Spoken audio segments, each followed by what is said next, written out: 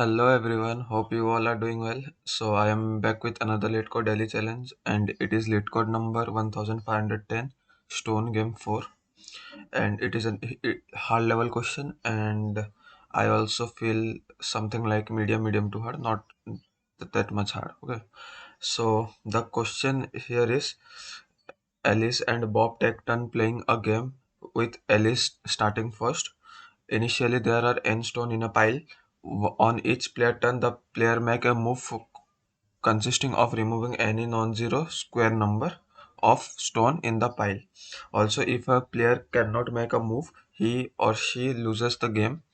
Given a positive integer n, return true if and only if allies win the game, otherwise return false, assuming both player play optimally. Okay, so if you see the example here, when the n is 1, okay, so one's perfect square is 1 and allies get the first turn, so she will remove one square, so it is 1, so she will remove 1 and now n is equals to 0.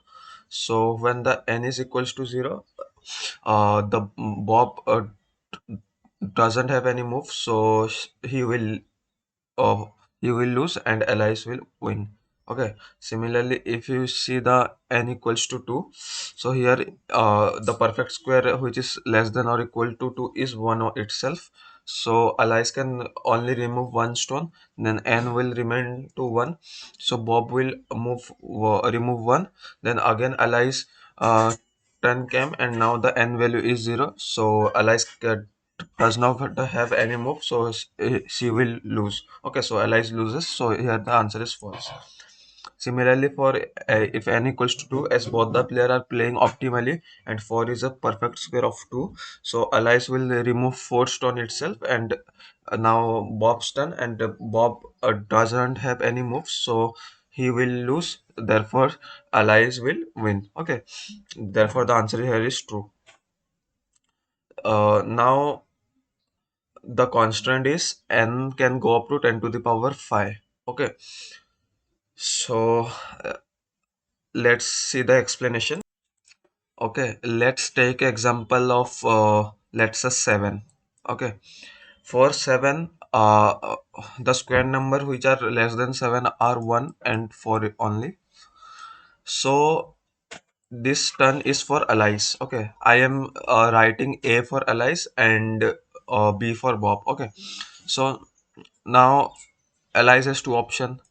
She can remove one or four number of sorry, one or four number of stones. Okay, so if she remove one, then remaining stone are 6, and if she remove 4, then remaining stone are 3. Now this turn is for Bob. Okay, now Bob also has so now Bob can remove 1 or 4. So if he remove 1, then it will be 5, and if he remove 4, then it will be 2. Okay, and for this Bob can remove only 1, so it will remain 2. Now this is for allies turn. Now she can remove 1 or she can remove 4 for this 5, and if she remove 1, then there will be 4, and if she remove 4, there will be 1, and for this 2 she will only remove only 1, then it will remain 1, and for this 2 also she will remove only 1 and the remaining is only 1. Now this is for Bob turn, and Bob, as both the player are playing optimally, Bob will remove this 4 completely. Okay, so it will be 0, and here for it will remove, he will remove 1, so it is again 0. Here he will remove 1, so it is again 0, and here also he will remove 1, so it is again 0. Now the turn is for allies. Now as all it is already 0, so here allies loses, so I put an X here. uh, Here also allies loses, here also Alice loses, and here also Alice loses. So for 7, you can see that there is no possible way Alice can win the game. Okay, so the answer for 7 will is come out to be false. Let's say for 8. Okay, for 8 there is two possible way, as Alice can, this is for Alice. Alice can remove one stone, and Alice can remove 4 stone. Okay, if she remove one stone, then there is 7, and if she remove 4 stone, so there will again 4. Okay, now this is for Bob 10. Okay, now you can see that the player who play for the number 7 will always lose. For example, here A is for 7 is for Alice, so she loses. So here 7 played by Bob, so he will lose. Okay, for this example. And if, okay, so from this part Alice will come out to be win, and from this part Bob will come up to be win, because if Bob remove 4, so there will be 0, and here Alice will lose. Okay, so from here it return true, from this subtree it return false. And as both the player are playing optimally, so Alice will play optimal and she will win. Okay, so this is the code, complete code. So here these steps are for DP. So let's forget DP and just have a look on the recursive code. Okay, so this will for DP, and this also for DP, and this method is for DP. Okay, so this for our steps are for DP. Now this will also we works fine, and here we have to return false. Sorry, return flag. Okay, so now you can see that I have called a solve function, and I just pass n from it. Okay, now when if n is equals to 0, the player which is playing for this value, 0th value, he or she will lose. Okay, so therefore I just simply return false. But as I told you that if this turn is for Bob, then Alice will win.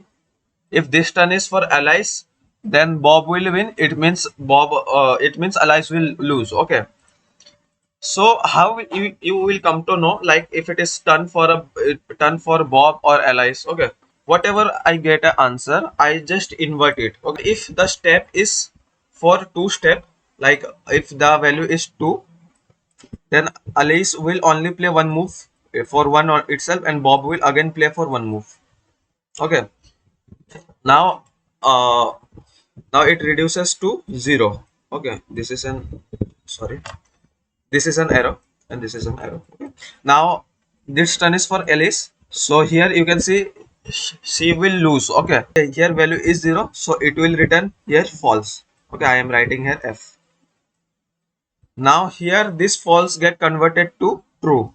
Now here, from here to here, it will return true, and from here to our answer, the value return false. It means that Alice loses.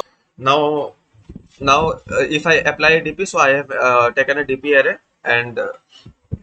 and I just initially set it to -1, and I just check if it is already pre-calculated. If it is already pre-calculated, so the value will not -1. So I have just written the value, and if it is not calculated, so this will get processed, and then I just assigned store this value in the DP and just return the answer. Okay, so let's run the code.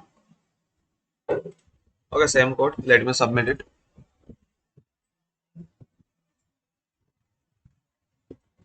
Okay, submitted. Hope you understood this video, and if you do like, share, and subscribe to the channel. Okay, so bye bye. See you tomorrow.